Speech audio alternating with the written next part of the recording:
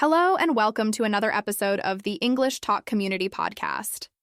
I'm your host, Julia, and I'm so glad you're here with me today. Whether you're listening on your way to work, while you're doing the dishes, or just relaxing at home, I want you to feel like we're having a conversation as friends. Our community is all about helping you improve your English skills in a natural and engaging way. So if you haven't already, make sure to subscribe to the podcast so you never miss an episode that could help you on your English learning journey. Today, we're diving into a topic that I know many of you can relate to: the challenge of improving your listening skills in English. How often do you find yourself in a situation where you're listening to someone speak English and you just can't seem to catch what they're saying? Maybe you hear the words, but they all blend together. Or perhaps when you try to listen to a podcast or a movie, you feel like you're missing a lot of the meaning, even though you understand some of the words. It's frustrating, isn't it? Well, if you've ever felt lost or overwhelmed by spoken English, this episode is for you. We're going to explore how you can overcome these listening challenges and give you some simple, practical tips to help you improve your listening skills. By the end of this episode, I hope you'll feel more confident about your ability to understand spoken English, no matter the situation. Let's start by thinking about the times when you've struggled to understand English speakers. Maybe you were watching a movie with a fast-talking character, or perhaps you were in a conversation with someone who had a strong accent. It can be really frustrating to feel like you're just not keeping up. Have you ever experienced that feeling? Maybe you were in a meeting at work or school, and everyone was speaking so quickly that you couldn't keep track of what they were saying. Or you're at a cafe with friends and the background noise makes it even harder to focus on what's being said. I want to ask you something, though. Have you ever felt like this and then thought to yourself, I just don't understand enough English to follow this conversation? Or maybe you've thought, I wish I could understand English as easily as I can read it. If you've had any of these thoughts, you're definitely not alone. Many people, even those who have studied English for years, face similar challenges when it comes to listening. But here's the thing: just because you might struggle with understanding spoken English at times, it doesn't mean you aren't capable of improving. In fact, listening is one of the most important skills to focus on in order to become fluent in a language. If you can understand spoken English, you'll be able to enjoy movies, podcasts, conversations, and even work situations much more easily. So today, we're going to look at some strategies that can help you improve your listening skills and make it easier to understand what's being said. One thing that can make listening to English more difficult is the speed at which people speak. If you've ever tried listening to a podcast or a conversation with a fast talker, you know it can be a real challenge. Sometimes it feels like the words are coming at you so quickly that it's impossible to catch every word. But don't worry, this is something you can work on, and with a little practice, you can start to feel more comfortable with faster speech. Another thing that can make listening harder is the variety of accents in English. English is spoken all over the world, and people from different countries or regions have different ways of pronouncing words. If you're used to hearing one particular accent, like American English, it can be tricky when you hear someone speak with a British, Australian, or even Indian accent. But again, this is something you can get used to. The more you expose yourself to different accents, the more familiar they'll become, and the easier it will be to understand them. So, I want you to think about this for a moment. When was the last time you were listening to someone speak English and felt totally lost? Maybe you were at the supermarket listening to the cashier, or you were watching a show and couldn't catch what was happening. How did that make you feel? Frustrated? Maybe even a little discouraged? I completely get it. It's easy to feel like you're not improving when you have moments like this. But truth is, every time you listen, you're getting better, even if it doesn't feel like it. I know it's easy to get discouraged when things don't go the way you want them to, but the key here is to keep practicing. Listening is a skill, just like speaking or writing, and it takes time to develop. But I promise you that with consistent effort, you will start to see improvements. And you don't have to be perfect. In fact, I'm a big believer in focusing on progress rather than perfection. You don't need to understand every single word in every conversation. What's important is that you're making progress and getting better each day. As we go through today's episode, I want you to think about your own experiences with listening to English. Do you find it difficult to understand fast speech? Or maybe different accents throw you off? I want you to remember that these challenges are completely normal, and they're part of the process of learning a new language. You're not alone in facing these obstacles, and there are strategies you can use to get better at them. At the end of this episode, I'll share some practical tips and exercises that will help you improve your listening skills, so stay tuned for that. But for now, let's take a moment to think about the progress you've made so far. Even if it feels slow at times, every little step you take is getting you closer to your goal of becoming fluent in English. Keep that in mind as we go through today's tips and techniques. And now, I want to hear from you. Have you ever felt like you're just not able to keep up with spoken English? Or do you have any tips or strategies that have helped you improve your listening skills? I'd love for you to reflect on this and share your thoughts with me. Remember, you're not in this alone. We're all here to learn together, and I'm excited to help you on this journey. When it comes to learning a language, there's one skill that is often underestimated, and that is listening. You might spend hours studying grammar rules or learning new vocabulary, and those are important, of course. But listening is just as crucial in becoming fluent in English. Listening isn't just about hearing the words, it's about understanding the message behind them, picking up on nuances, and developing the ability to respond naturally in a conversation. So, let's talk about why listening is so important and how improving your listening skills can make a huge difference in your English fluency.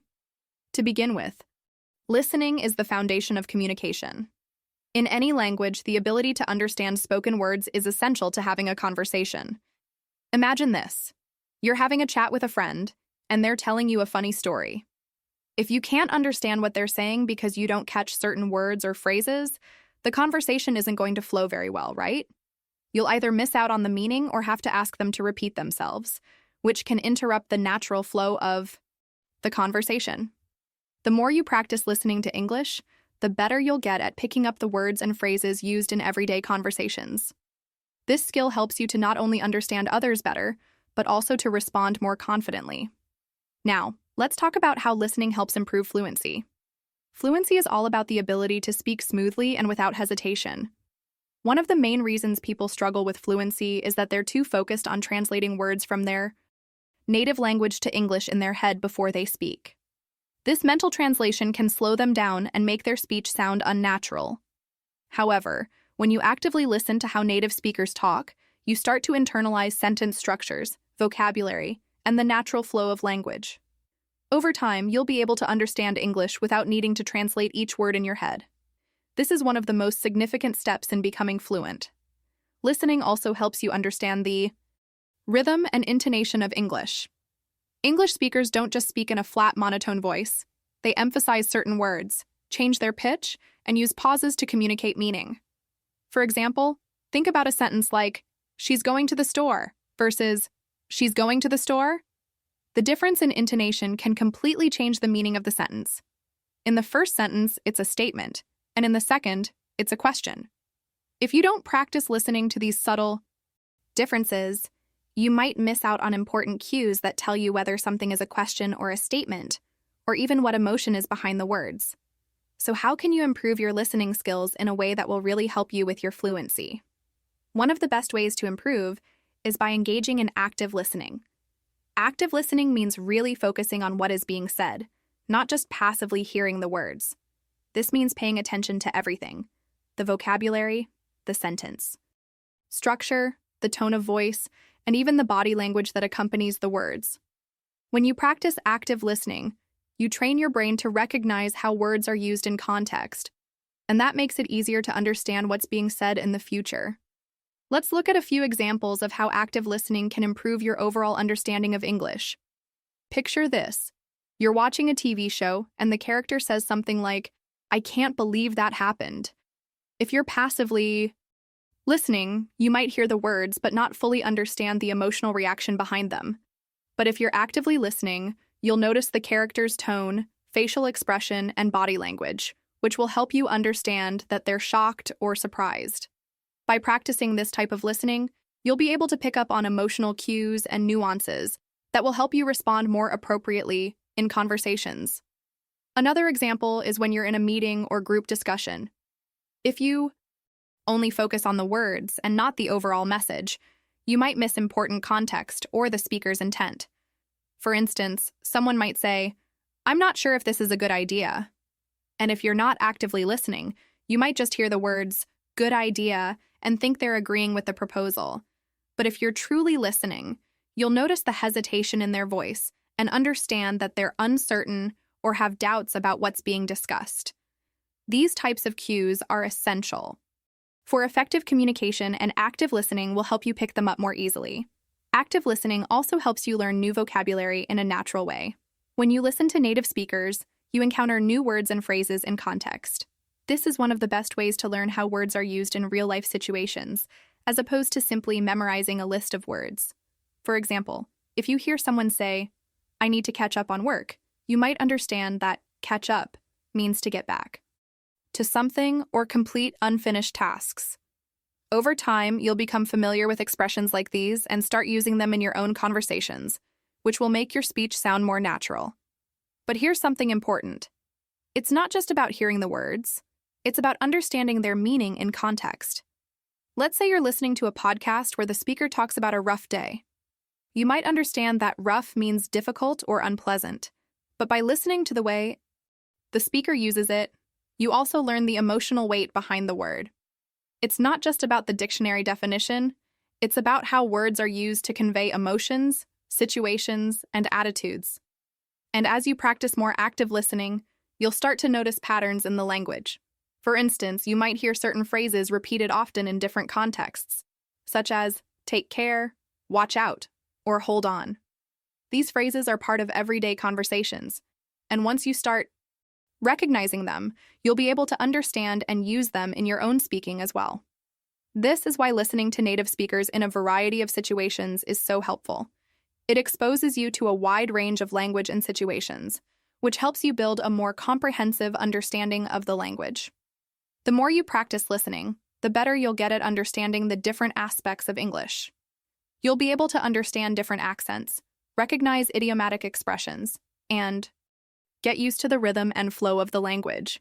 Most importantly, you'll find that your speaking ability improves because you'll start to internalize the natural patterns of English. Remember, learning to listen in English takes time, and it can be challenging at first. But as you keep practicing and engaging with English in different ways, you'll find that your listening skills improve, and so will your overall fluency. So, keep listening, keep practicing, and enjoy the journey of becoming more confident in your English skills. Let's talk about a challenge that many people face when learning English: understanding different accents. English is spoken all over the world, and as you might already know, people in different countries or regions have different ways of pronouncing words. The way English is spoken in the United States can be quite different from how it's spoken in the United Kingdom, Australia, or even within different areas of the same country. This variety in accents can make listening a bit tricky, especially for learners who are just starting to get comfortable with English. Today, I want to introduce you to a character named Anna. Anna is from Lisbon, Portugal, and like many of you, she's learning English to improve her fluency and communication skills. Anna has been working hard to improve her English, and while she feels confident understanding American English, she faces a specific challenge when it comes to understanding British English. This is something that can happen to anyone, and it's a great example of how different accents can sometimes make listening a little more complicated. One afternoon, Anna decides to listen to a podcast that she's heard a lot about. It's a popular British podcast that covers topics like culture, history, and current events. Anna is excited to improve her listening skills and expand her understanding of British culture. However, as she starts listening to the podcast, she quickly notices that she's struggling. The speaker has a strong British accent, and Anna can't seem to catch all the words. She recognizes some vocabulary, but there are phrases she's never heard before, and the pronunciation of certain words is completely different from what she's used to. For instance, when the host of the podcast says something like, "The weather's quite dreary today, isn't it?" Anna isn't sure what dreary means, even though she's familiar with the word weather and today. She knows the basic meaning of "isn't it?" from her previous studies, but the word dreary sounds unfamiliar, and the pronunciation of weather is different from what she expected. This leaves Anna feeling frustrated. She knows the words individually, but can't quite piece them together to understand the overall meaning. As the podcast continues, Anna finds herself in a similar situation with other words. The British accent makes the sounds of words blend together in a way that she's not accustomed to hearing. For example, the speaker says aluminium in a way that sounds completely different from the way Anna has learned to say it in Portuguese or in American English. She feels a bit lost and unsure of how to continue. While Anna has been practicing her listening skills for a while, she's never been exposed to a lot of British English, and it's making things much more difficult for her. Now let's take a step back and think about why this happens. When you're learning a new language, your brain becomes accustomed to the patterns of speech that you've heard most often. If you've been listening to American English speakers, for example, you'll get used to the rhythm and pronunciation patterns typical of that accent. So, when you're suddenly exposed to a new accent, like British English, it can feel like everything is a little bit harder to understand at first. The differences in pronunciation, vocabulary, and even rhythm can throw you off. It's like trying to learn a new song, but the melody sounds different from the one you're used to. This is exactly the kind of challenge that Anna is facing. She's worked hard to understand American English, but the British accent is a new hurdle for her. And she's not alone in this. Many English learners face similar difficulties when they encounter accents that are different from what they're used to. It's common to feel confused or frustrated when you can't understand a speaker because of their accent, but it's also important to remember that this is a normal part of the language learning process. You're not expected to understand everything perfectly, especially when it's a new accent or a new way of speaking. So, how can Anna, and anyone facing similar challenges, overcome this hurdle? The first step is understanding that it's okay to struggle. It's completely normal to have difficulty understanding a new accent at first. The key is to keep practicing. The more you listen to different accents, the more familiar they will become. And the easier it will be to pick up on the nuances of speech. One way to help with this is by exposing yourself to a variety of accents on a regular basis. For Anna, that might mean listening to more British podcasts or watching British TV shows and movies. The more you hear these accents, the more you'll get used to the way the words sound and the way they're pronounced. At first, it might be difficult, but over time, you'll start to recognize patterns and get better at understanding them. Even if you don't understand everything at once, don't give up. It's about building your ear for the language. Another way to tackle this challenge is by using subtitles or transcripts. Many podcasts, YouTube videos, and even movies offer transcripts that you can read while you listen. This can be especially helpful if you're struggling to understand certain words or phrases. Reading along with the audio can help you connect the sounds to the words, and over time you'll start to recognize more and more of the speech naturally. You could also try slowing down the audio speed. Some podcast platforms or video players let you adjust the speed, which can be really helpful when you're first trying to get used to an accent. Slowing the audio down just a little bit can help you catch more of the words and phrases that you might miss at a normal speed. Once you feel more comfortable, you can gradually increase the speed until you're able to listen at the normal pace without feeling lost. Finally, it's important to remember that listening is a skill that improves over time. Just like any other part of language learning, listening takes practice. The more you expose yourself to different accents, the more confident you'll become in understanding them. It might feel difficult at first, like it did for Anna, but with consistent practice, you'll find that you can understand a variety of accents more easily. Anna's experience shows us that while it can be tough to understand different accents, it's also an opportunity to grow as a language learner.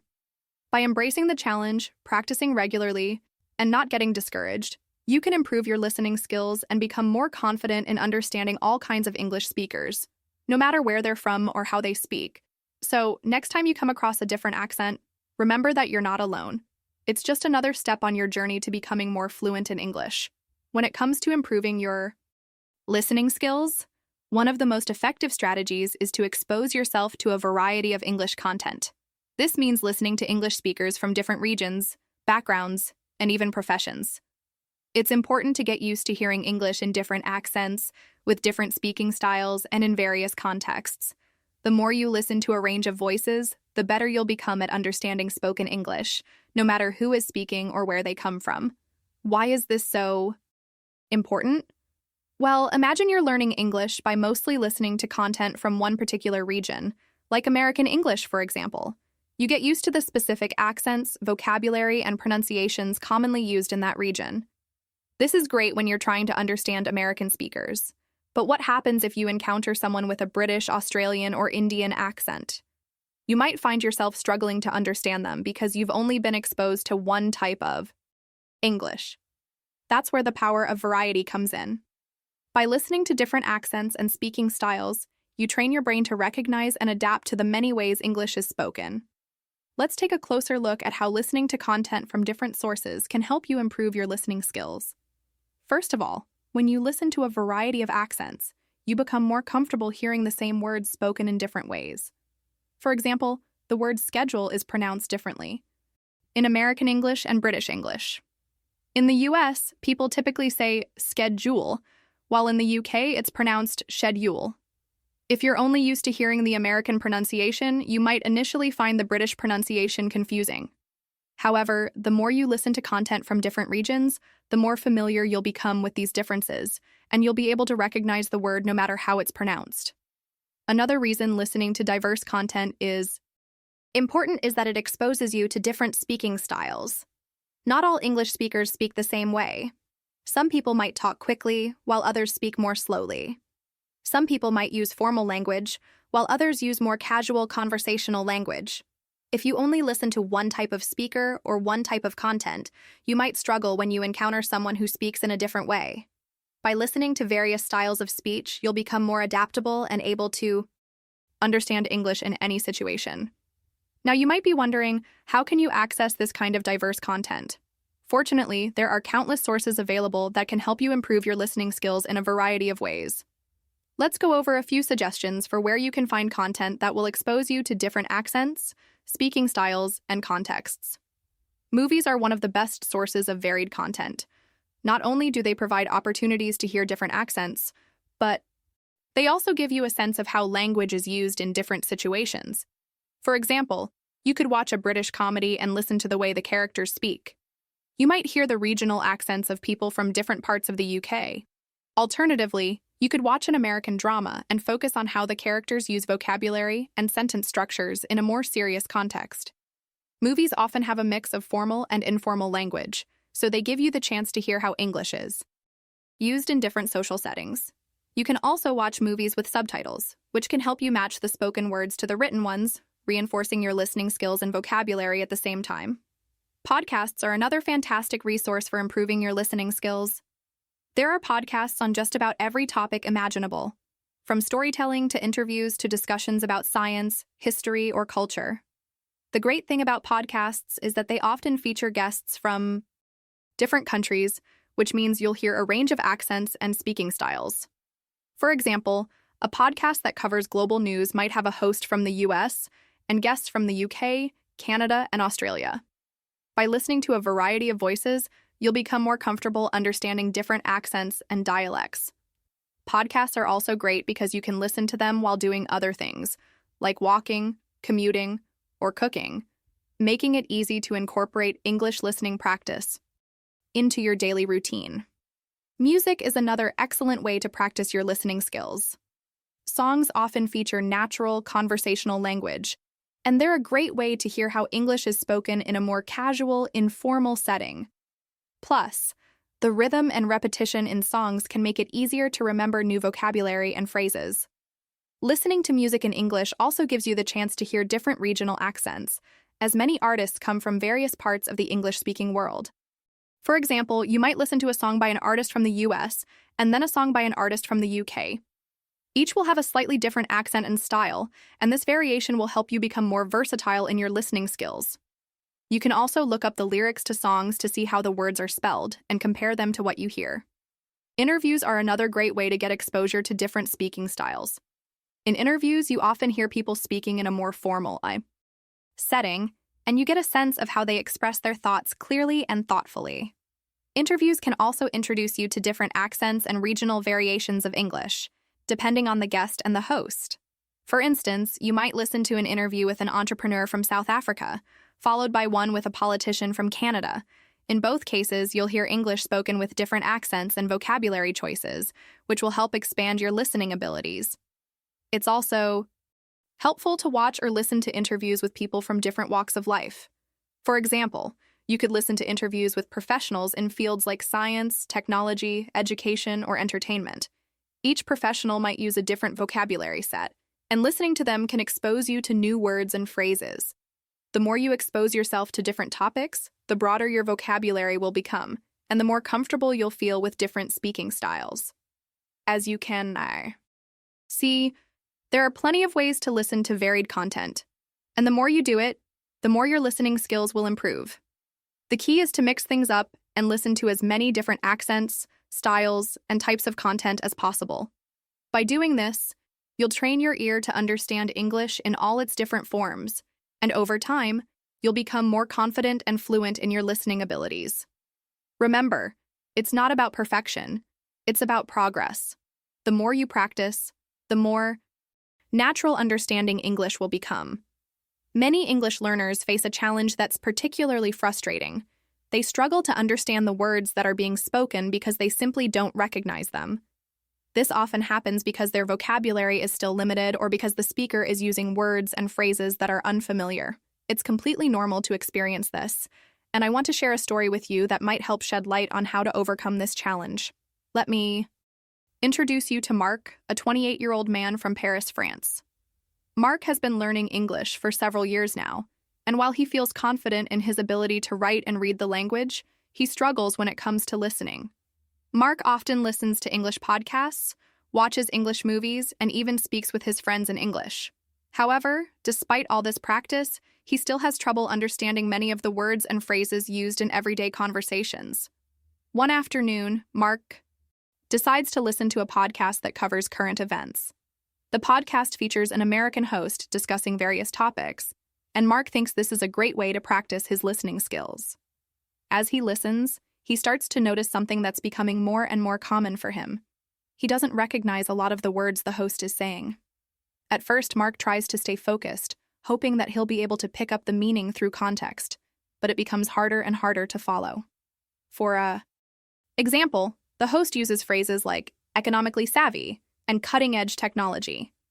Mark knows what economy and technology mean, but the phrases sound unfamiliar, and he's not sure what the host is trying to say. He starts to feel frustrated. He thinks to himself, "Why do I understand some words but not others?" This is a common problem for many learners, especially when they're trying to improve their listening skills. Mark isn't alone in feeling this way. Many English learners can understand the basic vocabulary, words they've seen and heard many times, but when it comes to more complex phrases or words they haven't encountered before, it's a different story. This lack of familiarity with certain words or phrases can make it difficult to follow along in conversations, even if you understand the basic structure of the language. So why does this happen? The simple answer is that our vocabulary isn't always as extensive as we would like it to be, especially when we're learning a new language. When we first start learning English, we usually begin with the basics: common nouns, verbs, and adjectives. As we continue learning, we gradually expand our vocabulary, but it takes time and practice. In the early stages, we might recognize common words like book, cat, or run, but we might struggle when someone uses less common words or more specific phrases. Another factor that plays a role in Mark's struggle is the way English speakers use idiomatic expressions, phrasal verbs, and slang. These are parts of the language that don't always follow the rules we expect, and they can be tricky for learners to understand. For example, when Mark hears the phrase cutting edge, he might not realize that it's an idiomatic expression meaning innovative or state-of-the-art. Similarly, when the host talks about being economically savvy, Mark might not recognize that this is a way of saying someone is smart or knowledgeable about money. These expressions and phrases aren't always easy to figure out just by looking at individual words, which is why Mark finds them confusing. This lack of familiarity with certain phrases and expressions is one of the biggest obstacles to improving listening skills. It's not just about knowing individual words. It's also about recognizing how those words are put together in real-life conversations. And for learners like Mark who are trying to improve their listening, the challenge becomes even more difficult when the speaker uses a lot of vocabulary that's unfamiliar. Now, let's talk about how Mark can overcome this challenge. The first step is to recognize that it's perfectly normal to struggle with vocabulary. You're not going to understand everything right away, and that's okay. The important thing is not to get discouraged. Instead, Mark should focus on building his vocabulary by exposing himself to a variety of content, just like we discussed earlier. Listening to podcasts, watching movies, reading books, and even having conversations with native speakers can all help expand his vocabulary. One strategy that can help Mark is to focus on context. When he doesn't recognize a word or phrase, he should try to understand the meaning by looking at the situation and the words around it. For example, if Mark hears the phrase, economically savvy, he can try to guess its meaning by thinking about the topic of the podcast. Since the podcast is about current events and economics, it's likely that economically savvy refers to someone who is smart about managing money. By paying attention to the context, Mark can often figure out the meaning of unfamiliar words without needing to look them up. Another useful approach is to make a habit of taking notes while listening to English content. Mark can write down words or phrases that he doesn't understand and then look them up later. This will help him keep track of new vocabulary and give him the opportunity to review and reinforce what he's learned. Mark can also try listening to the same content multiple times. The first time he listens, he may not understand everything, but by listening again, he might pick up on words or phrases that he missed the first time. Repetition is key when it comes to learning a language, and the more Mark listens, the more familiar those words and phrases will become. Mark can also try to engage in active listening. This means not just passively hearing the words, but actively focusing on understanding the message. He could pause the podcast at certain points to reflect on what he's heard or even repeat what the host said aloud to practice his pronunciation. Active listening helps to reinforce vocabulary and make it easier to remember words and phrases. Mark could also try shadowing, which involves repeating the speaker's words immediately after they say them. This technique helps improve both listening and speaking skills and can be very effective in building vocabulary and understanding different accents. One more strategy that might help Mark is to use language learning apps or websites that focus on vocabulary building. These platforms often have exercises and activities designed to help learners understand words in context, which can be especially useful for mastering idiomatic expressions and phrasal verbs. By practicing regularly on these apps, Mark can gradually build a stronger vocabulary foundation that will make it easier for him to understand spoken English. Remember, the key to overcoming vocabulary challenges is persistence. Mark may feel frustrated now, but if he continues to practice and apply these strategies, his vocabulary will grow and his listening skills will improve. The more he exposes himself to new words and phrases, the more he'll become familiar with them, and the easier it will be to understand spoken English. Like all language learning, it takes time, but every step forward counts. And soon enough, Mark will find that he's understanding more and more of the conversations he listens to. One of the most effective ways to improve your listening skills and become more comfortable with spoken English is by focusing on learning common words and phrases that are used in everyday conversations. These are the phrases you'll hear most often in casual settings, and they're essential for developing the kind of fluency that helps you understand real-life conversations. If you spend time learning and practicing these expressions, you'll start to recognize them instantly when they're spoken, which will boost your overall comprehension. When we're learning a new language, it's tempting to focus on more complex or formal words, especially when we're aiming to sound advanced or professional. But here's a little secret. One of the keys to sounding more fluent in English is actually learning and using simple, everyday phrases. These are the phrases that native speakers use in their daily lives, and by mastering them, you can quickly improve your listening skills while also sounding more natural in conversation. So, let's talk about how focusing on common expressions can really help you progress. First of all, it's important to understand that everyday phrases are often quite different from the language you might find in textbooks or formal lessons. In real conversations, people tend to speak more casually and use shortened versions of words. This can be challenging for learners because they're used to hearing English in a more proper way. But it's something that you'll need to get used to if you want to understand spoken English better. And don't worry, this doesn't mean you're going to lose your formal English skills. It just means you'll be gaining the ability to understand the language as it's actually spoken in everyday situations. Let's start with a very simple example that many of you probably already know. How are you? This is one of the most basic phrases you can learn in English, and it's often one of the first things you'll encounter in a beginner's lesson. The problem is, In real-life conversations, native speakers don't always say, "How are you?" in its full form. Instead, they might use a shorter, more casual version like, "How's it going?" or even, "How's life?" While these phrases all essentially mean the same thing, they sound a bit different, and this can catch learners off guard. Now imagine you're in an English-speaking country, and someone greets you with, "How's it going?" You might immediately think to yourself, "Wait, is that the same as 'How are you?' Should I respond the same way?" This is exactly the kind of challenge that many English learners face. You understand the words, but because the phrasing is different, you're not sure how to respond or what the person actually meant. The key here is to remember that these informal greetings are commonly used, and the more you hear them, the more comfortable you'll become with them. Another example is the phrase, "What's up?" which is commonly used as a casual greeting among friends. While it's technically asking, "What is up?" it's used more as a way of saying hello or "How are you?" So if someone says, "What's up?" they're not actually expecting you to give a detailed explanation of your day. Instead, a simple "not much" or "I'm good, how about you?" will do. This might sound confusing at first, especially if you're used to more formal ways of greeting people. But once you start recognizing these informal greetings, you'll be able to engage in conversations more easily without feeling unsure. It's also worth noting that these casual greetings don't always follow grammatical rules. For instance, you might hear someone say, "How's everything?" or "How's it been?"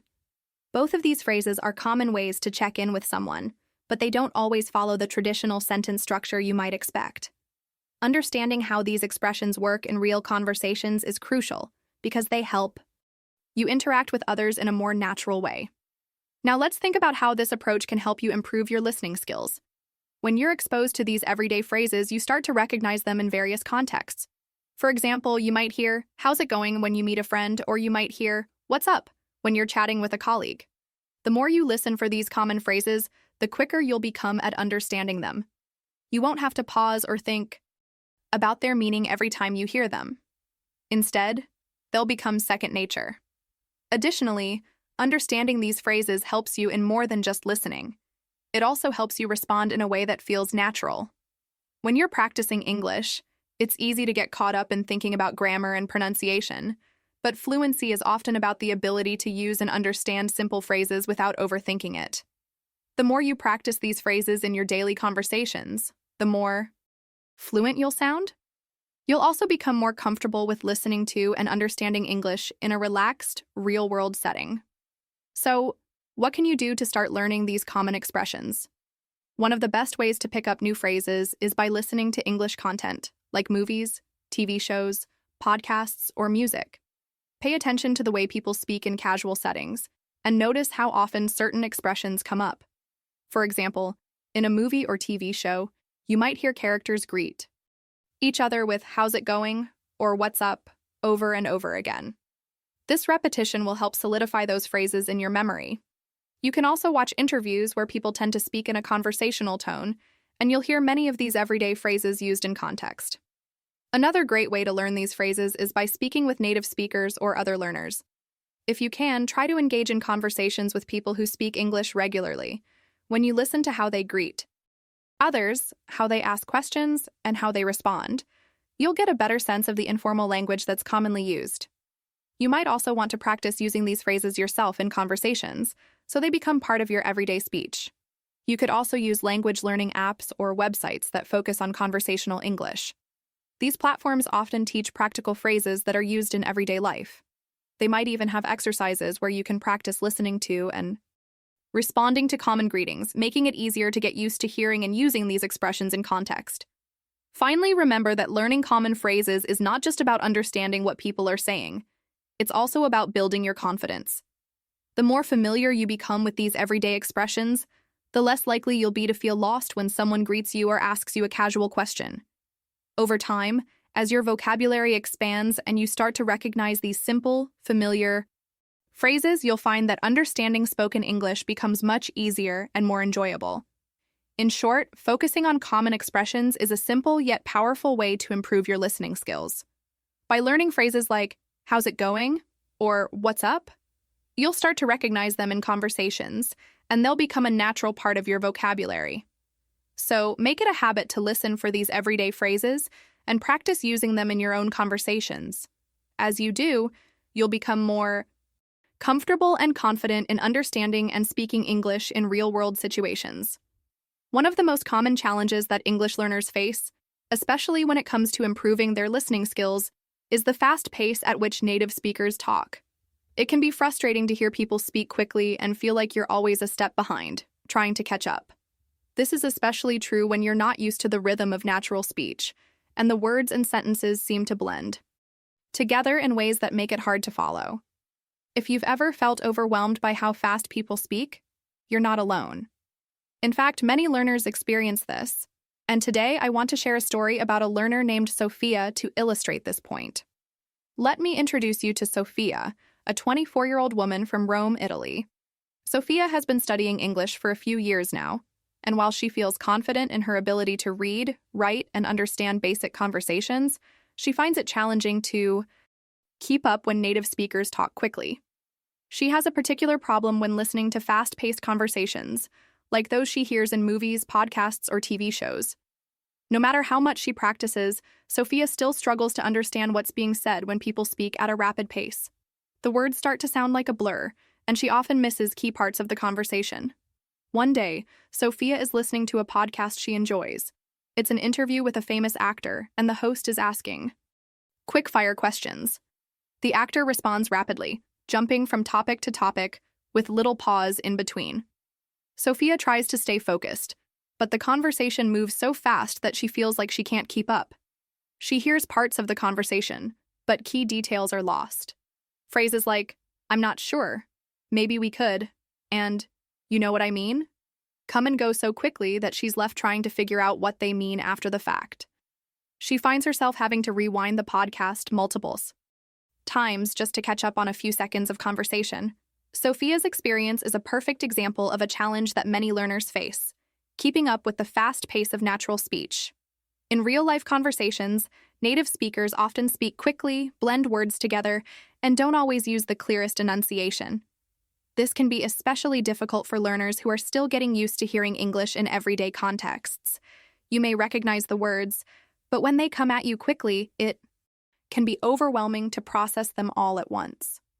In Sophia's case, it's not that she doesn't understand individual words.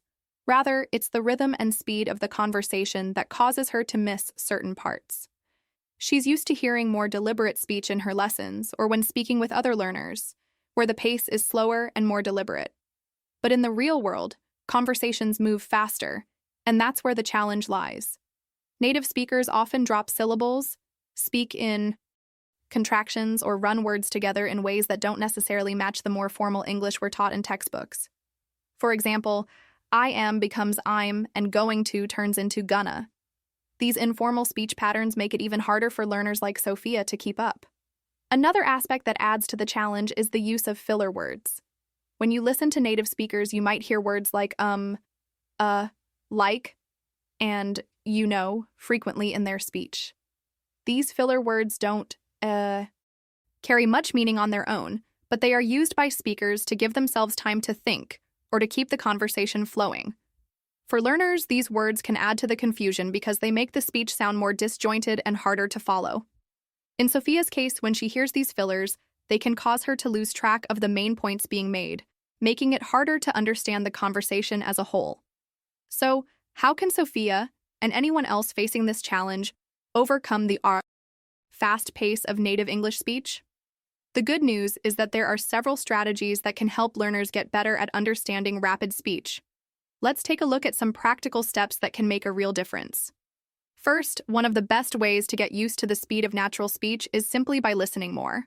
The more exposure you have to fast-paced conversations, the more you'll start to pick up on the rhythm and flow of the language.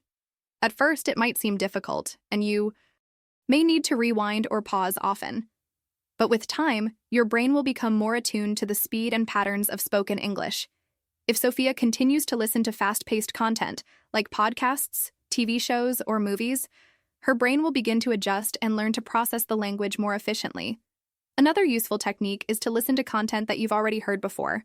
For example, Sophia could listen to the same podcast episode multiple times.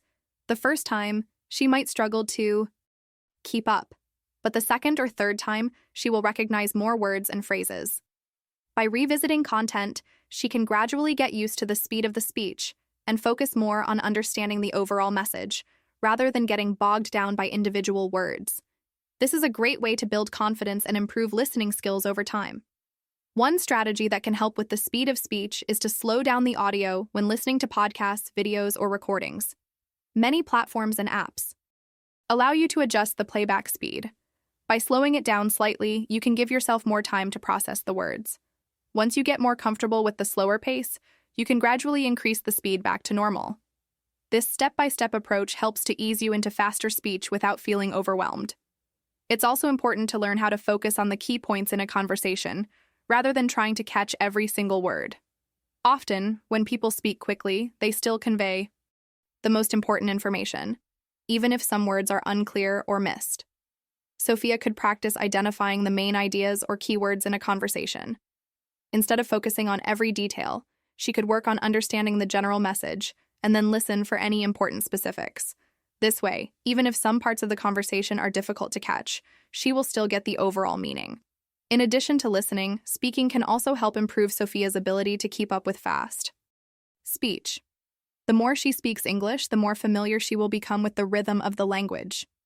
Engaging in conversation with native speakers or other learners will help her become more accustomed to hearing and responding to fast-paced speech. It might be helpful for Sophia to practice speaking in a casual setting, where she doesn't have to worry about being perfect. Over time, she will start to speak more naturally and be better able to follow fast speech when it comes her way.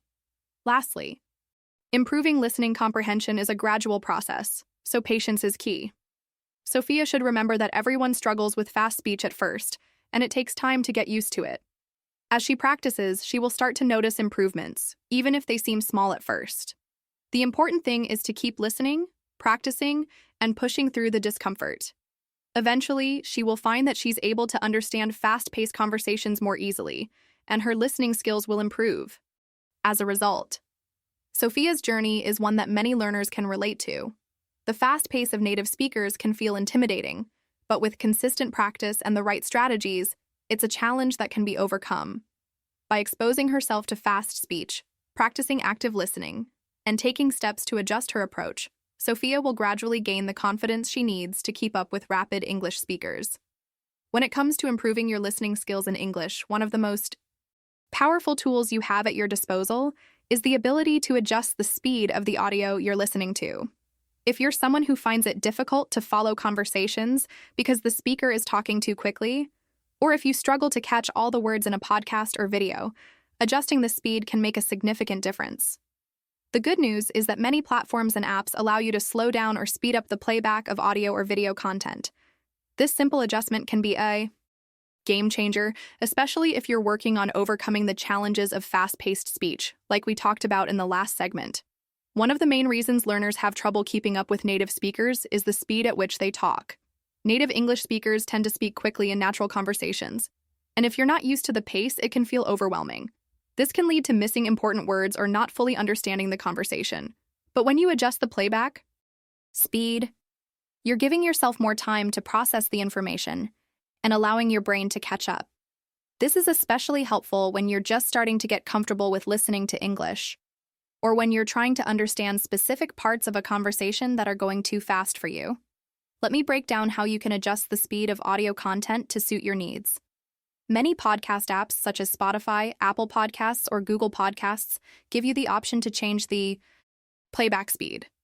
Usually you can choose from several speed settings, ranging from 0.5x, which is half the normal speed, to 2x, which is twice the normal speed.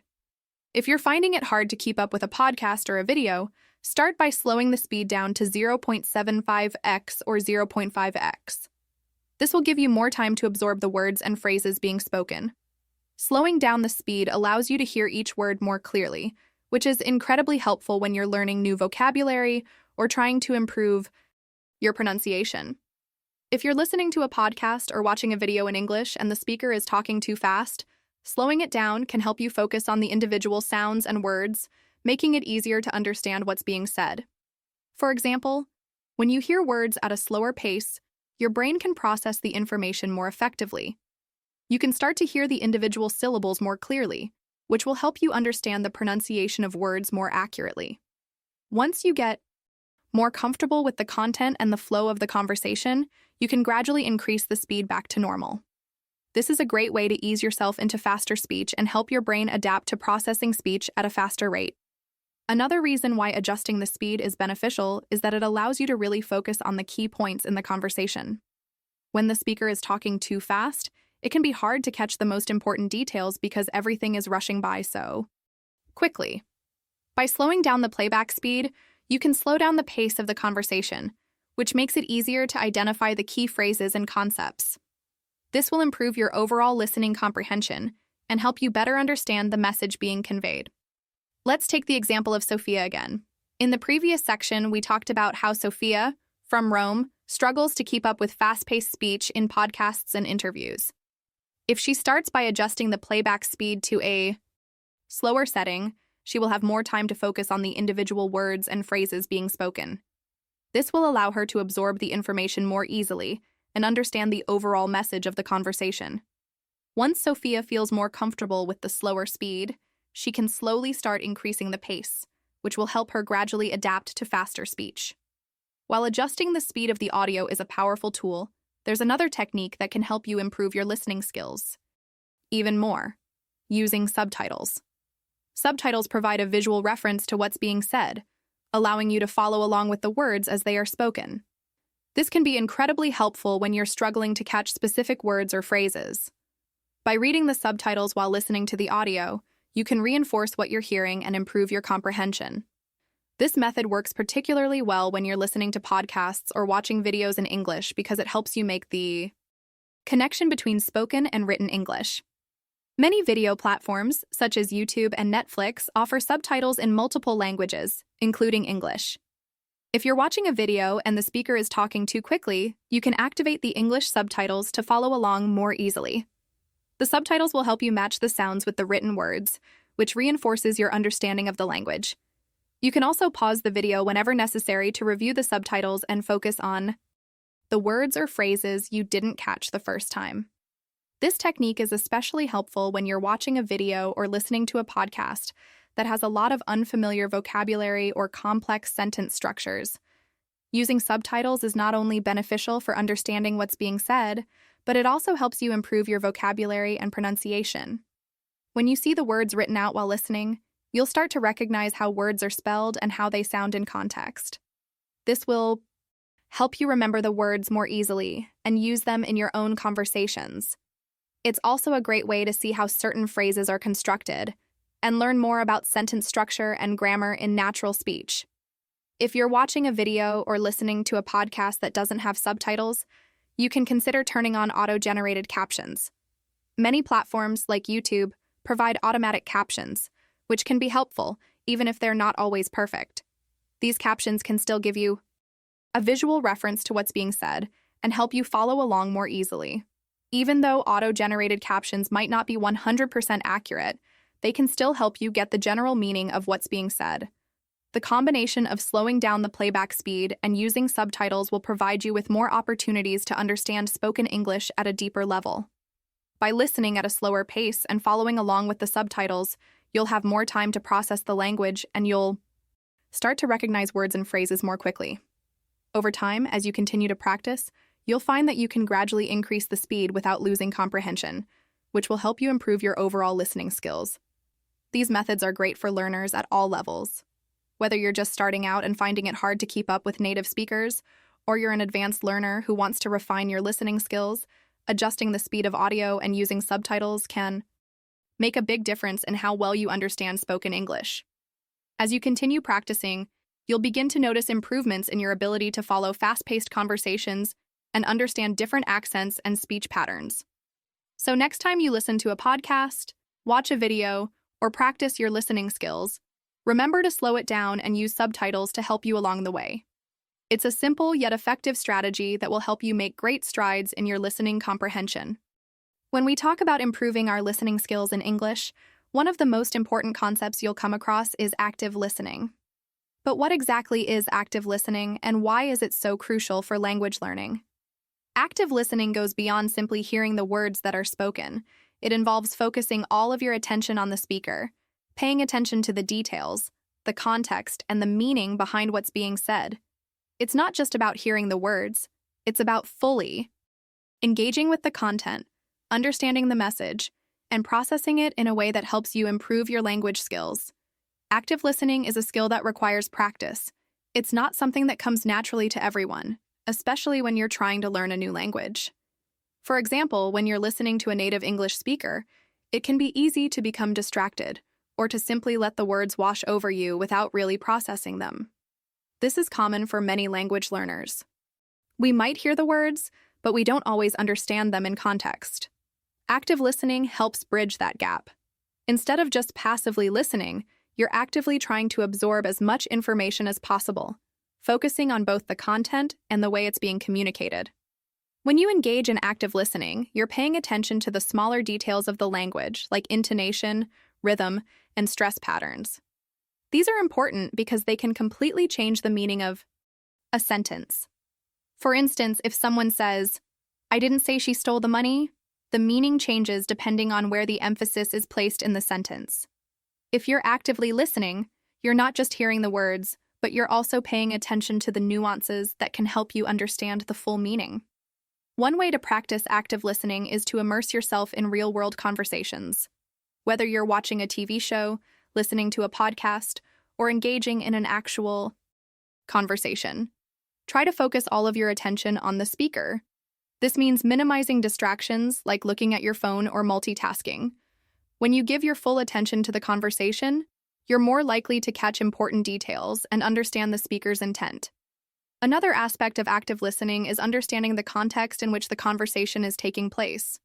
Often, the meaning of a word or phrase can depend on the situation or the emotions of the speaker. For example, if someone says, "That's amazing," it could mean they're genuinely impressed, or it could be sarcastic depending on the tone and context.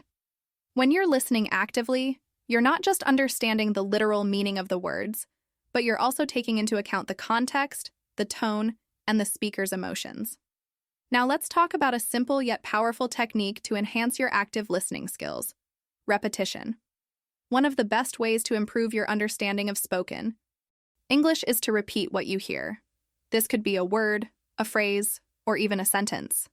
Repeating what you hear helps reinforce the language and makes it easier for you to internalize new vocabulary and phrases. You don't need to repeat everything, but focusing on key phrases or words that stand out to you can be incredibly helpful. Let's say you're listening to a podcast, and the speaker says, "It's a piece of cake." Now, if you're not familiar with this idiomatic expression, you might not immediately understand what it means. But if you actively listen and repeat the phrase out loud, you'll start to connect the meaning with the words. Over time, you'll learn to recognize and understand more expressions like this. The key is to focus on the phrases that are useful to you and practice them. Even if you only repeat simple phrases, this helps reinforce your understanding of the language and makes it easier to recall later. For example, let's consider a situation where you're listening to an English conversation and you hear the phrase, "What's up?" This is a very common greeting in informal English. If you repeat it out loud, you're not just hearing the words, you're also practicing the pronunciation and rhythm of the phrase. Over time, this repetition will make it easier for you to understand similar phrases in other conversations. You'll begin to recognize the natural flow of the language, and it'll become easier for you to understand spoken English in real-world situations. You can also repeat words or phrases from podcasts or videos, even if they seem simple. For example, when you hear someone say, "I'm fine, thank you," don't just let it pass by. Repeat it out loud. Try to match the speaker's tone and intonation as closely as possible. This will help you improve your pronunciation and make you more confident when speaking English yourself. The more you practice repeating words and phrases, the more natural it will feel to use them in conversation. Another great way to practice repetition is by using shadowing. Shadowing is a technique where you listen to a speaker and try to repeat what they say immediately after they say it, as if you're shadowing their words. This method forces you to focus on the language and helps improve both your listening and speaking skills.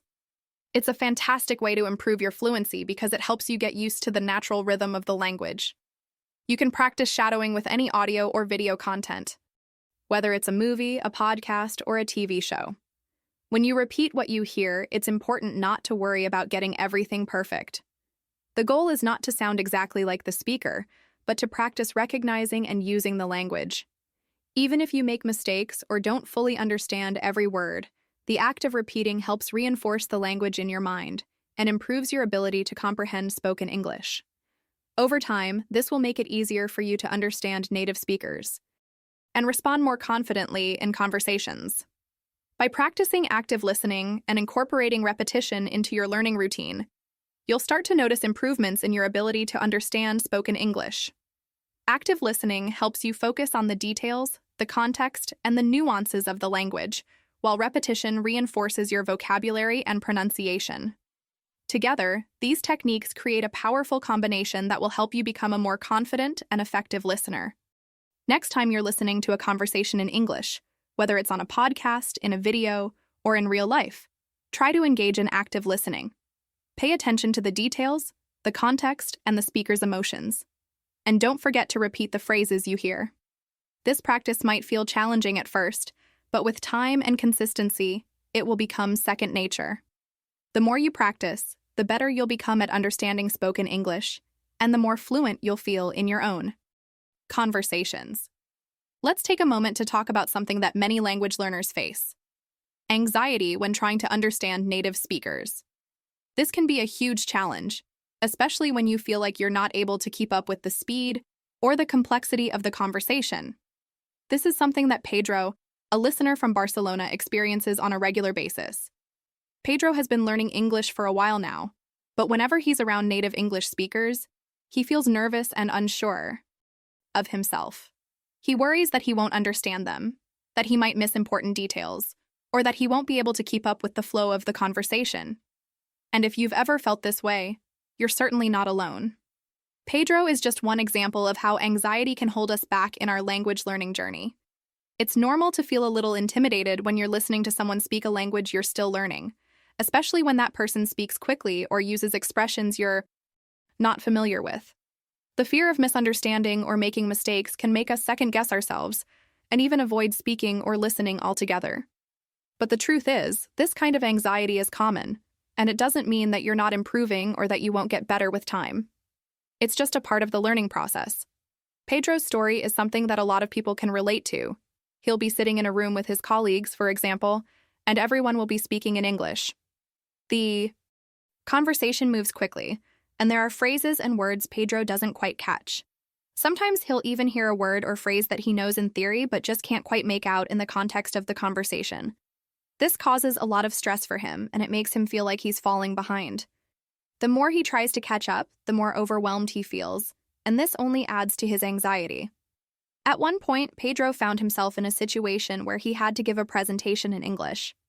He knew the topic well, but he was so nervous about how he would sound to his native-speaking colleagues that he couldn't focus on the content itself. Instead, his thoughts were filled with worries about whether he would pronounce words correctly or if they would understand him.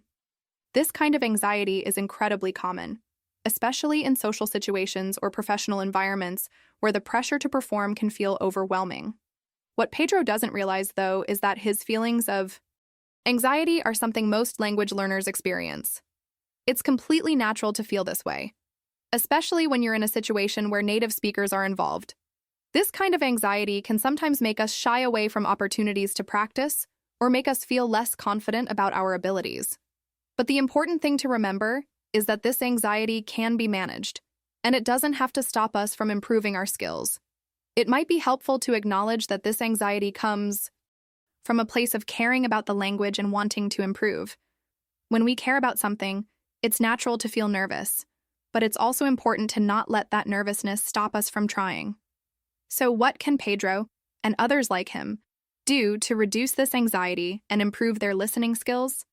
One of the most important steps is to realize that native speakers aren't expecting perfection. When you're learning a new language, it's easy to put pressure on yourself to understand every word and to speak perfectly.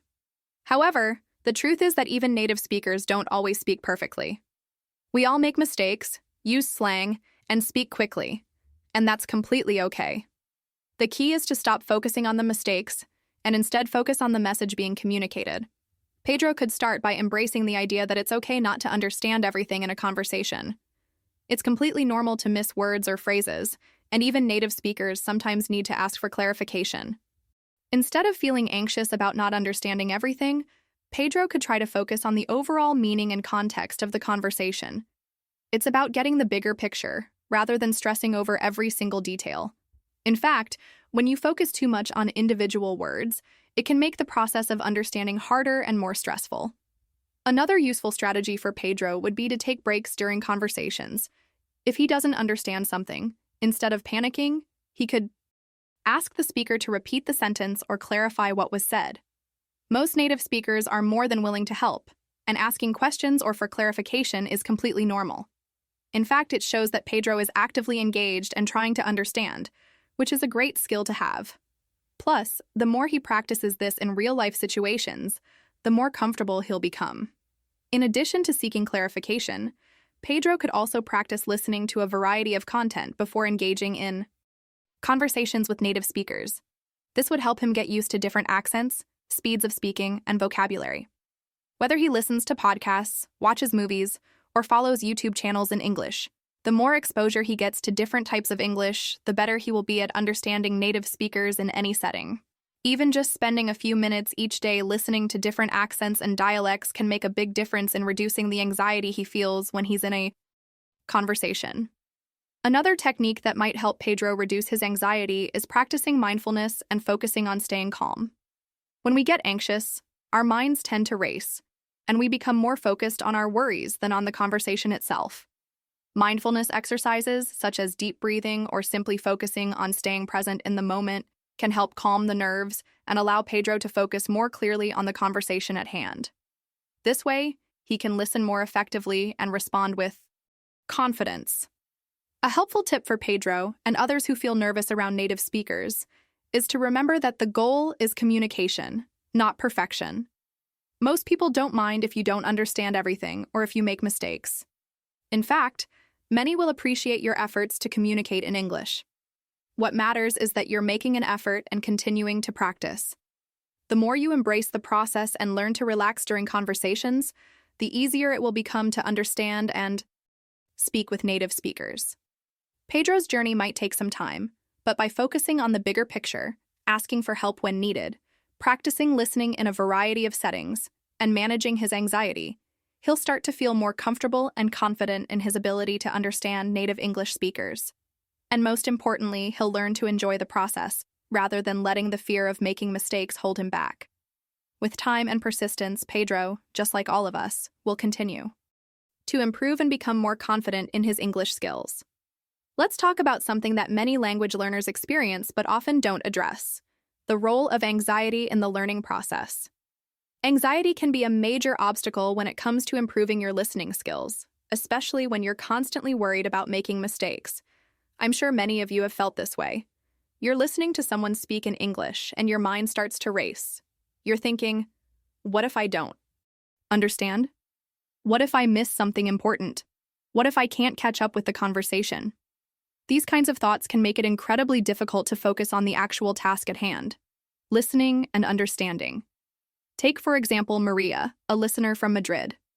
Maria has been learning English for a few years now, and she's making great progress. But whenever she listens to English podcasts or watches movies in English, she starts to feel anxious. She's so focused on understanding every single word that she often ends up missing the main point of what's being said. Her anxiety takes over, and she ends up feeling frustrated, thinking that she's not good enough or that she's not progressing fast enough. Sound familiar? It's easy to fall into this trap, thinking that listening comprehension is all about catching every single word, but that's not the case. In fact, anxiety can have a significant impact on how well you listen. When you're anxious, your brain is often too preoccupied with worry to focus on the content. Instead of listening for meaning, your mind is focused on the fear of misunderstanding. This makes it harder to process the information and can slow down your progress. The more you pressure yourself to get everything right, the more difficult it becomes to enjoy the process of learning and improving your skills. It creates a cycle of stress that holds you back. But here's the thing. Listening is not about perfection. It's about understanding the overall message, and being able to engage in the conversation. When you accept that mistakes are a part of the process, it becomes much easier to focus on what matters. Instead of being afraid of making mistakes, you can embrace them as opportunities to learn. Let me give you an example of how this works in real life. Think about the last time you were in a conversation with someone in English. Maybe you didn't catch a word or two, or maybe you didn't fully understand the sentence. How did you react? Did you get frustrated, or did you try to understand the meaning through the context? The key here is not to get bogged down by the little mistakes or the things you didn't catch. Instead, focus on what you did understand and how you can move forward from there. If you think back to Maria's situation, you'll see how the pressure to get everything right made her experience more stressful than it needed to be. If Maria could let go of the pressure to understand every word, she might find that her listening skills improve more naturally. It's about relaxing and accepting that some parts of a conversation might be harder to understand than others, and that's completely fine. Native speakers themselves sometimes miss words or phrases, and they don't worry about it nearly as much as we do. The more you learn to accept your mistakes and embrace the fact that you won't always get everything right, the more progress you'll make in the long run. One of the best ways to reduce anxiety and improve your listening skills is to practice self-compassion. Instead of beating yourself up for not understanding a word or phrase, try to be kind to yourself. Remind yourself that learning a language is a gradual process, and mistakes are an inevitable part of that process. No one speaks perfectly all the time, not even native speakers. What matters is that you keep trying, keep practicing, and keep learning. Another way to approach this is by setting realistic goals. If you're constantly pushing yourself to understand every single word in a conversation, you'll likely set yourself up for disappointment. Instead, try setting a goal to understand the general idea of a conversation or the main points being discussed. You can always ask for clarification on specific details later, but by focusing on the overall message, you'll relieve some of the pressure you feel. Remember, it's the big picture that matters more than individual details. It's also helpful to practice relaxing techniques before and during your listening practice. If you're someone who feels anxious about listening to English, try taking a few deep breaths before you start. Give yourself permission to make mistakes and take the pressure off. It's easy to get caught up in the idea that you need to be perfect, but that's not the case. The more you relax and allow yourself to make mistakes, the more you'll start to enjoy the learning process.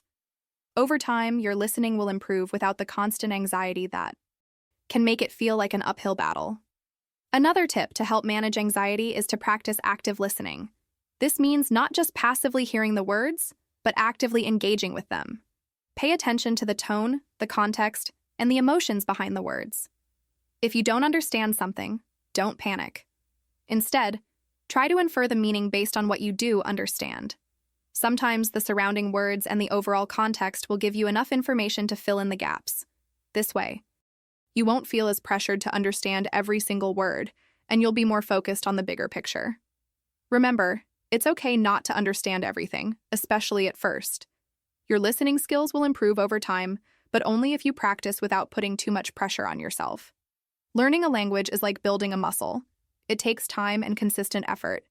If you allow yourself to make mistakes and not stress over every little detail, you'll notice that your confidence grows. You'll start to feel more comfortable with the language, and your ability to understand native speakers will improve as well. Lastly, don't forget that language learning is supposed to be enjoyable. If you approach it with a sense of relaxation and acceptance, you'll be more likely to stick with it. Celebrate the small victories, whether it's understanding a phrase you didn't know before or following a conversation without getting lost. These moments of success are what will keep you motivated to continue practicing, and over time, you'll see how much progress you've made. So, the next time you feel anxious about listening to English, remember that it's okay to make mistakes, and that the key to improving is relaxation and practice. Don't let anxiety get in the way of your progress. Keep practicing, keep listening, and most importantly, be kind to yourself. Repetition and review are key strategies in any language learning process, and they're particularly important when it comes to improving your listening skills. You might have heard this advice before, but let's break down why it works and how you can apply it to your English learning journey. Often, when we're trying to improve our understanding of English, It's easy to get caught up in the idea that we need to constantly expose ourselves to new content. While it's great to experience new things, there's a lot to be gained from revisiting the material you've already listened to. This is where repetition comes in. Let me explain why repetition is so effective. When you listen to the same content multiple times, you begin to recognize patterns in the language. You start to pick up on the way words are pronounced, the rhythm of the sentences, and how the language flows naturally. Over time, this kind of repeated exposure helps you become more familiar with the language, and it improves your ability to understand it when it's used in different contexts. It's like building a foundation. The more you reinforce what you've learned, the stronger your understanding becomes. Think about it like this. When you first start learning a new word or phrase in English, it might feel unfamiliar or hard to remember. However, if you keep hearing it in different situations or contexts, you start to associate it with its meaning. The more often you hear the word, the easier it becomes to recall. It's not about memorizing the word, but about internalizing it, understanding it so deeply that it becomes second nature to you. Repetition gives your brain the opportunity to form these connections, turning new words into part of your active vocabulary. For example, imagine you're listening to an English podcast and you come across a word you don't fully understand. The first time you hear it, you might not catch its meaning. But if you listen to the podcast again or find similar examples of the word in other content, it starts to make more sense. Your brain begins to recognize the word's context, how it fits into different conversations, and how it sounds when spoken by different people. This kind of repeated listening helps you improve not just your vocabulary, but also your listening comprehension. Let's talk about a specific example to illustrate how repetition works. Imagine that Sarah, a learner from Berlin, is listening to an English podcast on the topic of travel. In the podcast, she hears the phrase, "I've never been to New York, but I'd love to go one day." When she first hears it, she doesn't understand everything in the sentence. Maybe she doesn't know the word never or one day. At first, she might feel a little lost, but she doesn't stop there. Sarah decides to replay the podcast and focuses on this sentence. After hearing it again, she starts to understand what never means in this context. Then she listens again, this time paying attention to how the phrase, "I'd love to go," is used. Each time she listens, Sarah's brain starts to connect the new vocabulary with its meaning and uses. Over time, she doesn't need to pause and think about the words anymore. They become familiar, and her understanding of them becomes automatic. Another reason why repetition is effective is because it helps you build confidence. Many learners feel overwhelmed when they encounter new material that feels difficult to understand, but repetition gives you the chance to gradually increase your comprehension level. The more familiar you become with the content, the less anxious you feel. You can listen to the same material over and over again until you start feeling more comfortable with the language. This boosts your confidence and helps you feel more in control of the learning process. It's also important to note that repetition doesn't just mean listening to the same material over and over in a mindless way. To really benefit from repetition, you need to approach it with intention. When you review content, try to pay attention to different aspects each time. On your first listen, focus on the overall meaning of the conversation. The second time, pay attention to specific words and phrases. On the third time, focus on how the speakers use tone and intonation. This approach helps you build a deeper understanding of the content and makes the learning experience more engaging. Now, let's think about how to incorporate repetition into your daily routine. One simple way to do this is by setting aside time each day to listen to something in English, even if it's just for 10-15 minutes. It doesn't always have to be the same content, but revisiting previous material is a great way to reinforce what you've learned. You could listen to a podcast episode that you've already heard, watch a YouTube video you found interesting, or even listen to a song you enjoy. As you repeatedly expose yourself to this content, you'll notice that your listening skills gradually improve. And the best part is that the more you practice, the more natural it becomes. Another great strategy is to use a method called shadowing. This involves listening to a short audio clip, such as a sentence or a few phrases, and then repeating exactly what you've heard. The goal is to mimic the speaker's pronunciation, intonation, and rhythm. You can start with slow and clear sentences and gradually work your way up to more complex content. Shadowing helps you internalize the language by practicing the sounds and structures, and by repeating the same phrases, you begin to feel more comfortable with them in your own speech. This practice not only improves your listening, but also your speaking ability. Let's go back to the example of Sarah from Berlin. After hearing the same podcast episode a few times, Sarah might decide to start shadowing the speakers. She listens to a short section where the speakers talk about their favorite foods. She repeats what she hears, mimicking their pronunciation and rhythm. At first, it feels a bit awkward, but as she continues practicing, she starts to notice that the words flow more naturally.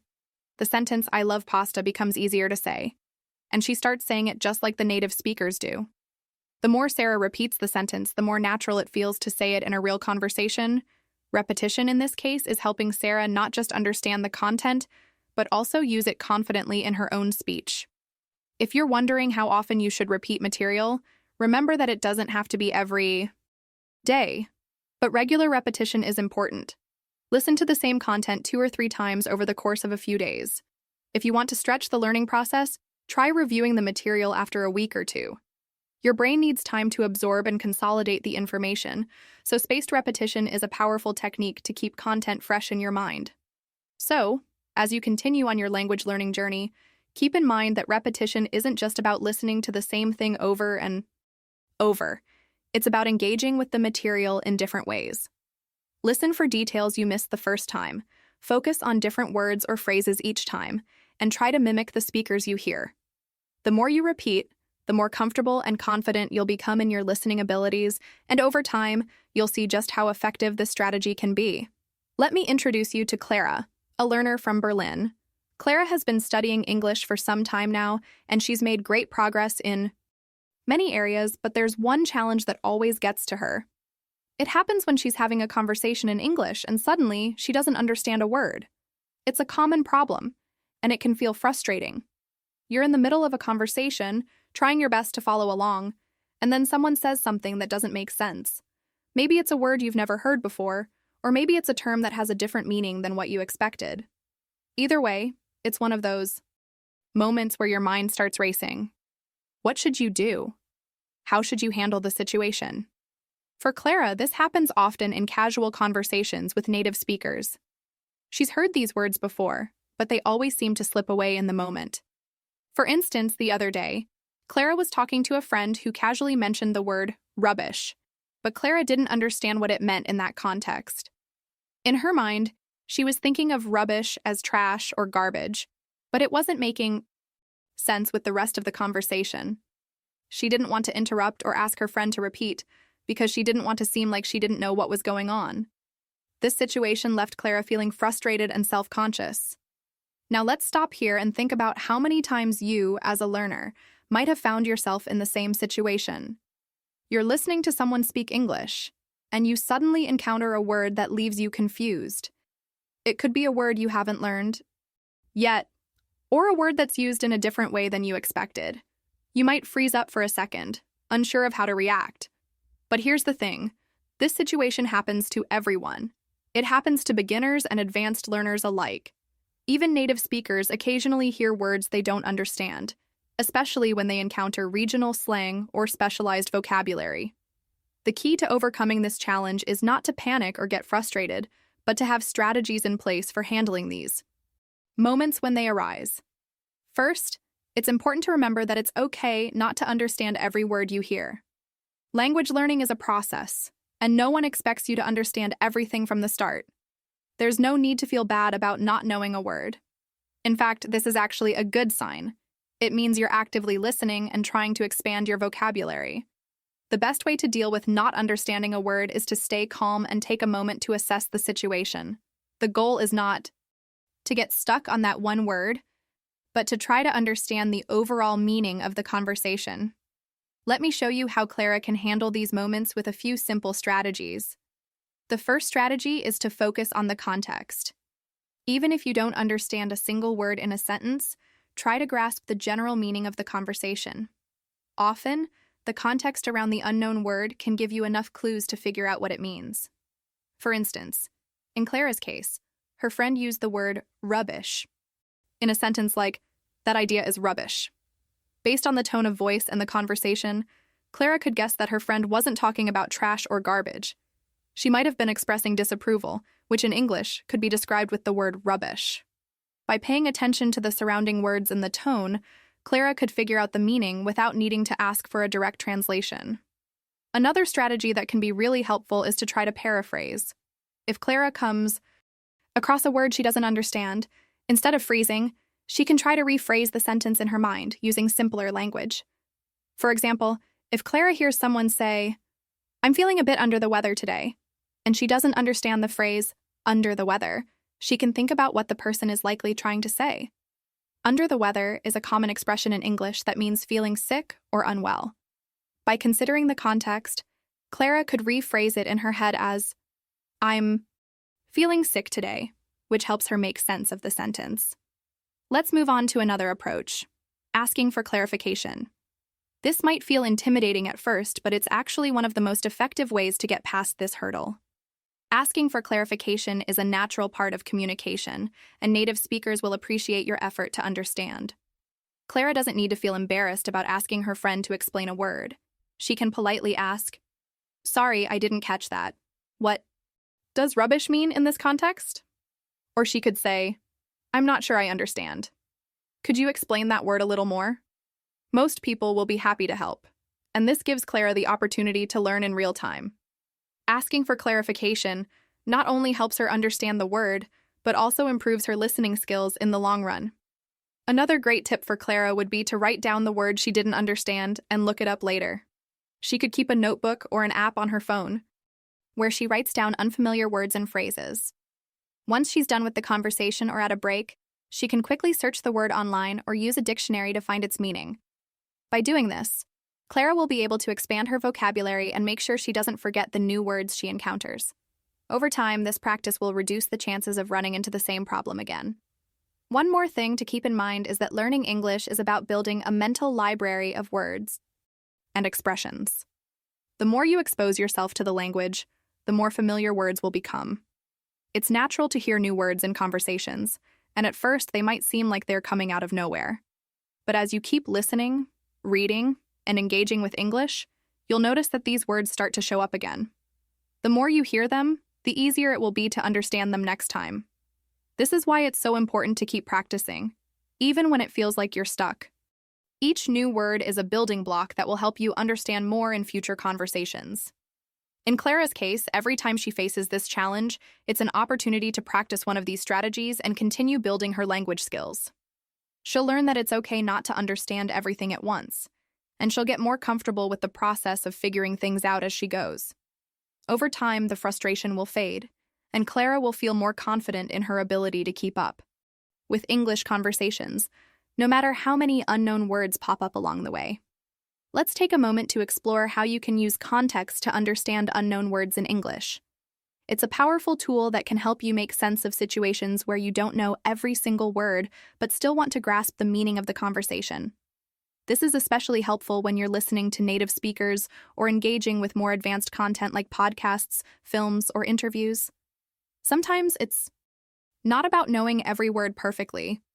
It's about using your understanding of the situation to fill in the gaps. Imagine you're having a conversation with a friend from London. They mention the word brawly, and you've never heard that word before. At first, you might feel a little lost. But instead of panicking or stopping the conversation to ask about the word immediately, you can use the context of the conversation to help you figure it out. Let's break down how this works. In this case, if your friend continues talking and says, "I'll bring my brawly, it looks like rain," you start getting a better idea of what they mean. The word rain gives you a clue, doesn't it? You know that brawly has something to do with rain. In this context, you can guess that brawly is likely a British slang term for an umbrella. Even though you didn't know the word, the surrounding words, especially the reference to rain, gave you the clue you needed.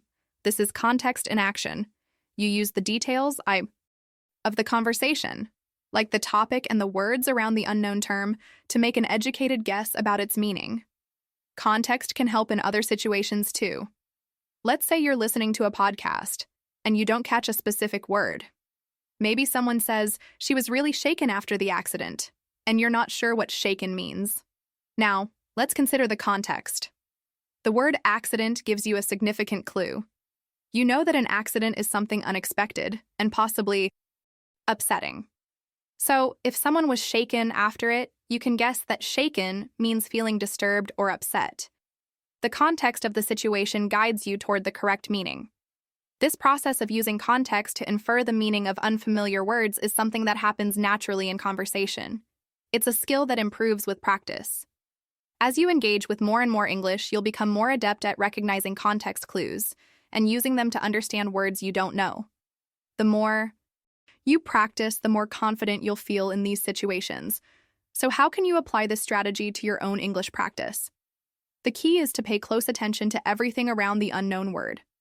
Listen for cues, like the topic, tone of voice, and body language, which can provide a wealth of information. If you're reading something, you can do the same thing. Use the sentences before and after an unfamiliar word to guess its meaning. When you're watching a video or movie, watch how the characters react to certain words or situations. Nonverbal cues, like gestures or facial expressions, are also helpful.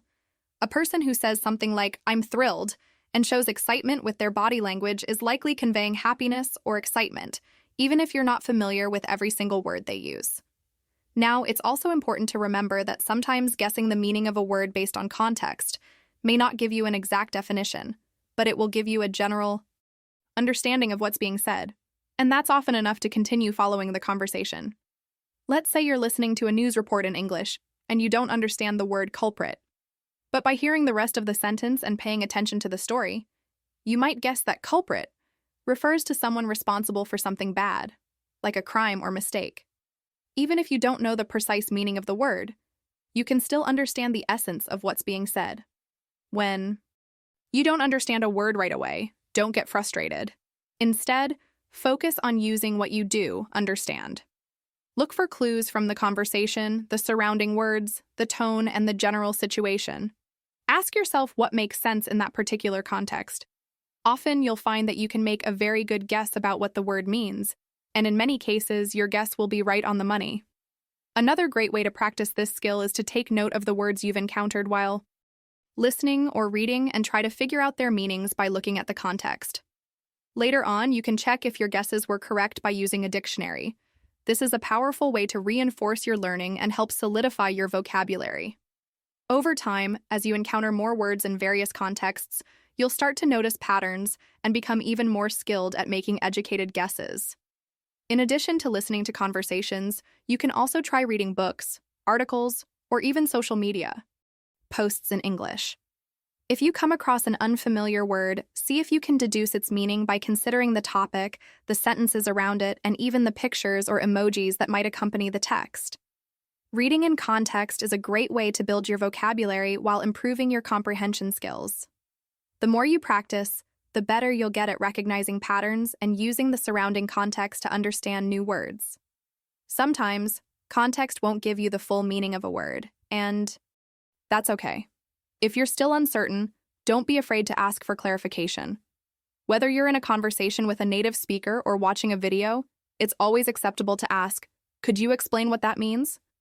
Native speakers are usually happy to help and will appreciate that you're engaged in the conversation. But remember, the goal is to use context as much as possible before turning to other resources. By consistently practicing this method of using context, you'll find that you understand more and more words without needing to look them up or ask for help. This skill will make your listening and reading more fluid, and soon enough, you'll be able to enjoy conversations without the constant worry of needing to understand every single word. Keep using context to guide your understanding, and over time, your confidence and comprehension will grow. I want to take a moment to remind you that improving your listening skills in English is a gradual process, and it takes time and consistent practice. There's no magic formula that will instantly make you understand everything you hear, but with regular effort, you'll definitely see progress. The key is not to get discouraged by setbacks, but instead to embrace them as opportunities to learn and grow. Each time you listen to English, whether it's a podcast, a movie, or a conversation, you're building your understanding. It might not feel like it in the moment, but every time you listen, you're training your brain to recognize more words, catch new accents, and make sense of different speech patterns.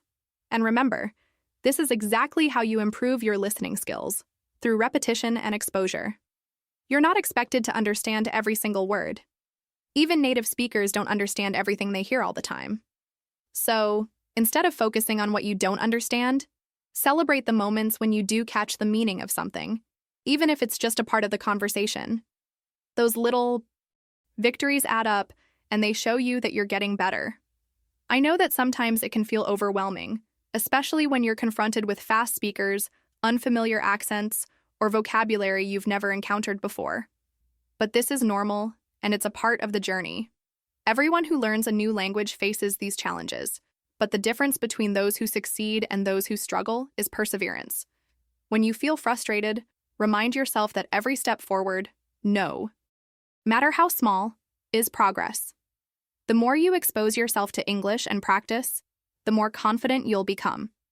And it's important to remember that you don't have to do it alone. There's a whole community of people, just like you, who are working to improve their English. Every time you engage with content in English, whether it's listening, reading, or speaking, you are part of this larger community of learners who are all striving toward the same goal: fluency. Now, you might be thinking, but what if I still struggle with understanding some parts of the conversation? What if I can't keep up with the pace? Well, first of all, it's completely okay to struggle. It's actually part of the learning process. When you're feeling lost, don't be afraid to pause and listen again. Repeat, rewind, and listen as many times as needed. If you can, try to find a transcript of what you're listening to or use subtitles if you're watching a video. Repetition is an incredibly powerful tool when it comes to learning any language. The more you listen to something, the more familiar it becomes, and the easier it gets to understand. Think about it this way. Imagine you're learning to ride a bike. At first, it's a little wobbly and you might fall a few times, but as you keep practicing, it becomes second nature. The same applies to listening skills. It's all about consistency. Every time you challenge yourself with new content, whether it's listening to a podcast, watching a movie, or having a conversation, you're getting one step closer to fluency.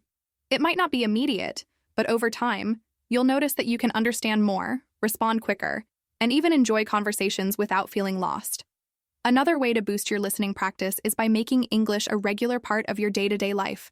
Even if you only have a few minutes, take that time to listen to something in English. If you're on the bus or waiting for an appointment, listen to a short podcast. Episode. If you're cooking dinner, play an English song or a video. You don't have to block out hours of your day, but small moments of listening add up over time. And don't forget to challenge yourself with different types of content. If you only listen to one type of English, say just podcasts or just movies, you might be missing out on valuable practice with different accents, speaking speeds, and topics. It's important to expose yourself to a variety of content. The more diverse your listening material is, the more you'll adapt to different speaking styles, which is essential when it comes to understanding people from all around the world. Keep in mind that language learning isn't about perfection. It's about progress. You don't need to be perfect at listening to English to improve. In fact, you'll probably never be perfect, and that's totally okay. The goal isn't to catch every word or understand every accent right away. The goal is to get better over time, and that's something you're already doing by listening regularly and practicing continuously. So, keep going. Even on the days when it feels tough, remember that every bit of practice is helping you get closer to your goal. Trust in the process and be patient with yourself. The more you practice, the more you'll notice your improvement. Whether it's understanding a new word, catching a phrase you missed last time, or finally understanding someone's accent you once struggled with, those moments of success will continue to build on each other. You've got this. Keep practicing, keep listening, and keep learning. As you move forward, you'll see that all your hard work pays off, and you'll be able to understand and enjoy English in ways you never thought possible. It's all about persistence and consistency. Your listening skills will improve, and every step you take brings you closer to fluency. Remember, this is a journey, and you're already on the right path. So keep going, and don't forget to enjoy the process. As we wrap up today's episode, let's take a moment to recap the tips we've discussed. Improving your listening skills in English isn't something that happens overnight. It's a gradual process, and each step you take brings you closer to understanding English more clearly and confidently. So let's go over what we've learned so far. First, we talked about the importance of listening to a variety of content, Whether it's podcasts, movies, music, or interviews, exposing yourself to different accents and speaking styles is essential. This allows you to become more comfortable with the rhythm, pace, and nuances of English in all its forms. The more varied your listening practice, the more adaptable you become, and the better you'll understand different speakers. Next, we discussed how focusing on common phrases and vocabulary that people use in everyday situations is crucial. For instance, the difference between "how are you" and "how's it going" might seem small, but understanding these types of expressions will help you navigate conversations more easily. By focusing on practical language, you'll gain the confidence to participate in real-world conversations. We also covered how slowing down the speed of the content you listen to can be incredibly helpful. In today's world, fast speech can be overwhelming, but many podcasts and videos offer the option to adjust the playback speed. By slowing it down a bit, you give yourself the time to process what's being said. And if it helps, you can also use subtitles to reinforce your understanding of the words as you hear them. One of the most powerful tips we've shared is practicing active listening. This means really focusing on what you're hearing, paying attention to context, tone, and even body language when possible. Active listening is more than just hearing words. It's about understanding the message behind them. It's also about repeating what you hear, even if it's just a word or phrase. This technique helps reinforce your comprehension and makes the learning process more interactive.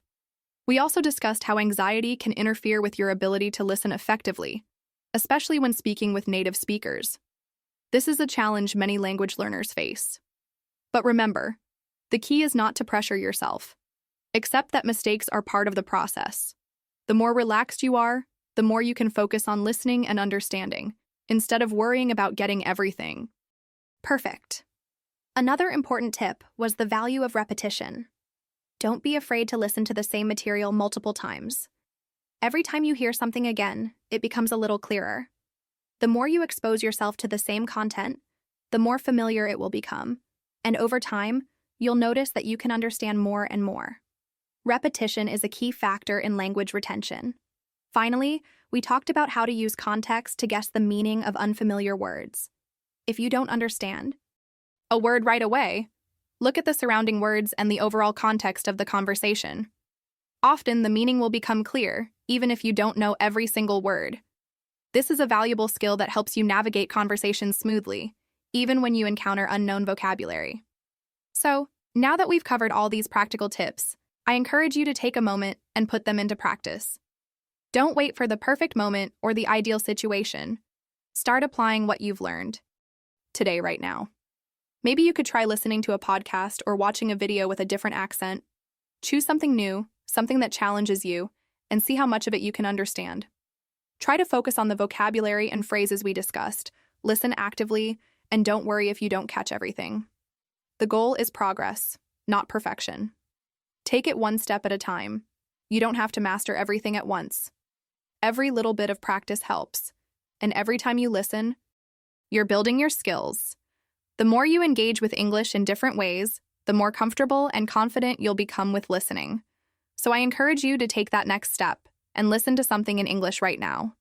You'll be amazed at how much you can understand with just a little bit of effort and the tips we've talked about today. If you keep practicing, keep listening, and keep applying these strategies, I have no doubt you'll see amazing improvements. The more you immerse yourself in the language, the more natural it will feel. And remember, learning English is a journey, not a race. You're on the right path, and every bit of practice counts. So now, take a deep breath, relax, and enjoy the process. Let's continue this journey together. Keep listening, keep learning, and keep moving forward. You've got this.